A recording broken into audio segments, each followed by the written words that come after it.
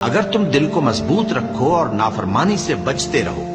اور کافر تم پر جوش کے ساتھ دفتن حملہ کر دیں تو تمہارا پروردگار 5000 فرشتے جن پر نشان ہوں گے تمہاری مدد کو بھیجے گا، اور اس مدد کو تو اللہ نے تمہارے لیے ذریعہ بشارت بنایا، یعنی اس لیے کہ تمہارے دلوں کو اس سے اطمینان حاصل ہو، ورنہ مدد تو اللہ ہی کی طرف سے ہوتی ہے جو غالب ہے، حکمت والا ہے۔ یہ اللہ نے اس لیے کیا کہ کافروں کی ایک جماعت کو ہلاک کر دے یا انہیں ذلیل و مغلوب کر دے کہ ناکام واپس جائیں۔ اے پیغمبر، اس کام میں تمہارا کچھ اختیار نہیں۔ اب دو صورتیں ہیں، یا اللہ ان کے حال پر مہربانی کرے یا انہیں عذاب دے کہ یہ ظالم لوگ ہیں،